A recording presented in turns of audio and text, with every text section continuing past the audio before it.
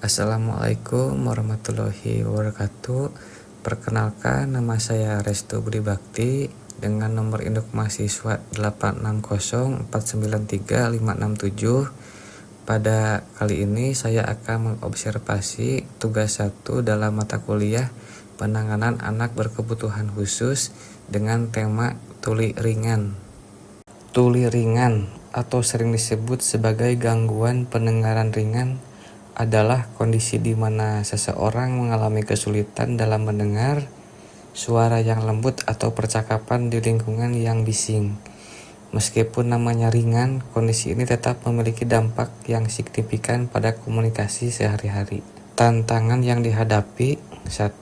Kelelahan mendengar, karena otak harus bekerja lebih keras untuk memproses suara yang tidak lengkap. Penderita sering merasa cepat lelah setelah bersosialisasi. Kedua, kesulitan di keramaian. Suara latar belakang seperti di kafe atau kelas seringkali menutupi suara orang yang sedang berbicara. Yang ketiga, salah paham. Sering dianggap kurang fokus atau tidak memperhatikan, padahal mereka sebenarnya tidak menangkap kata-kata tertentu dengan jelas. Gejala umum: 1. Sering meminta orang lain untuk mengulang perkataan. Yang kedua, menaikkan volume TV atau radio lebih tinggi dari orang lain. Yang ketiga, merasa suara orang lain terdengar seperti bergumam. Keempat, kesulitan mendengar suara anak-anak yaitu wanita yang bernada tinggi. Penanganan: meskipun tidak selalu membutuhkan alat bantu dengar, dalam semua situasi banyak orang dengan tuli ringan mendapatkan manfaat besar dari alat bantu dengan ABD untuk memperkeras suara frekuensi tertentu yang hilang. Yang kedua, strategi komunikasi: menghadap langsung ke lawan bicara dan meminimalkan suara latar belakang. Yang ketiga, alat bantu audio, menggunakan earphone khusus saat melakukan pertemuan daring atau webinar. Pada tahun ini kebetulan saya adalah wali kelas di kelas 2 SDN Sekolah Sukahurip.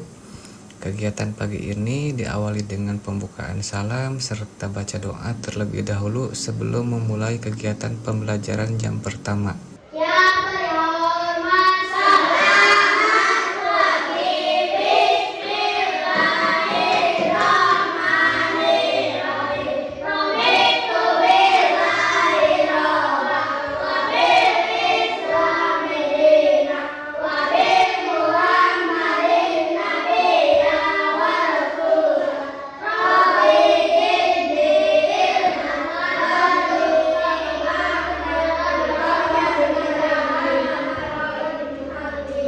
Setelah itu, melakukan kegiatan absensi siswa dan siswi seperti biasa.